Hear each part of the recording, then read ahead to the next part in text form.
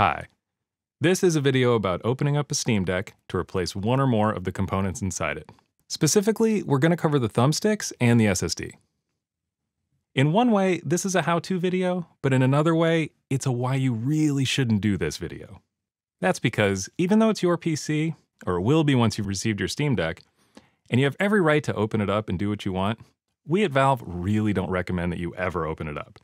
The Steam Deck is a very tightly designed system, and the parts are chosen carefully for this product with its specific construction, so they aren't really designed to be user swappable. Opening up and replacing parts might mess things up, like profoundly.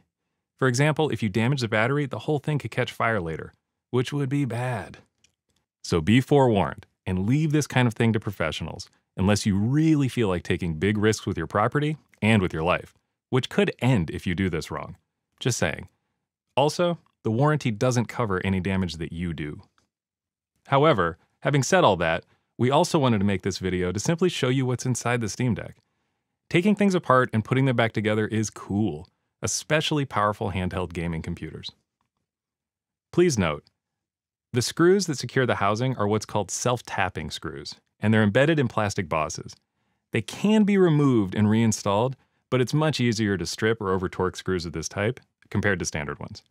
So be aware that they're very sensitive, and either the screws or the housing can be damaged. A torque wrench does help prevent damage.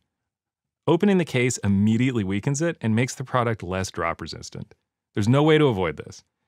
So just know that the structural integrity of your deck will be lessened somewhat by doing any of this. Static electricity can easily break your Steam Deck permanently. Basically, if a spark jumps from you to one of the integrated circuits on the board, it'll probably fry some of the parts forever. If you're unfamiliar with preventing electrostatic discharge, you should probably stop doing this and turn it over to a pro. First, remove these 4 screws. Then these 4. Note that they're different sizes, so start keeping your screws organized to help you when it comes time to reassemble everything. After the screws are out, you just need to pry the case open. Try not to break a fingernail, that hurts.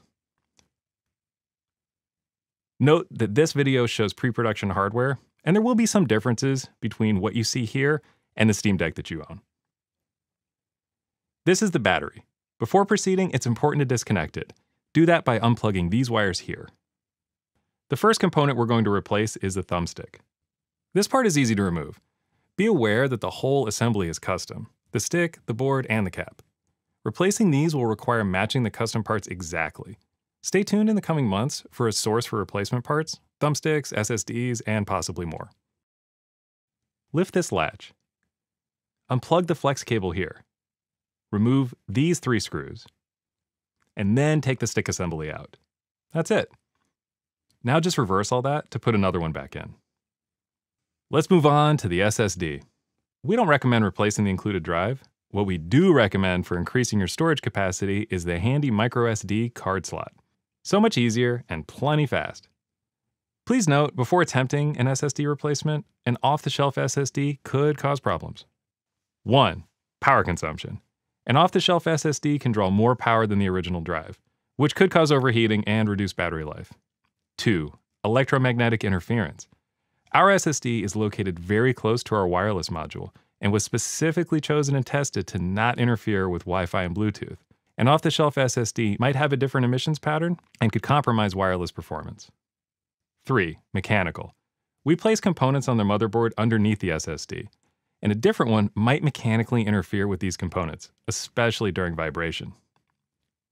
4. Assembly. At least one screw which holds down the thermal module onto the APU is also used to hold down the shield can. Removing this screw can impact the thermal performance of the thermal module.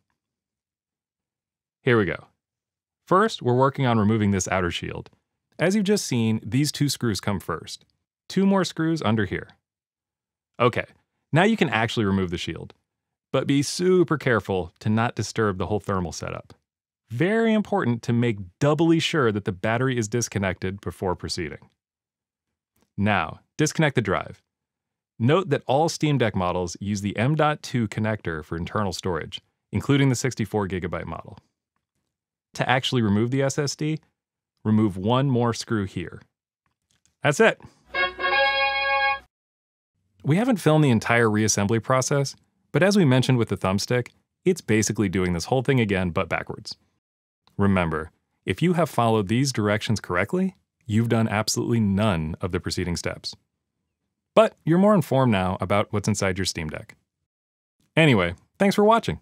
And as always, let us know what you think.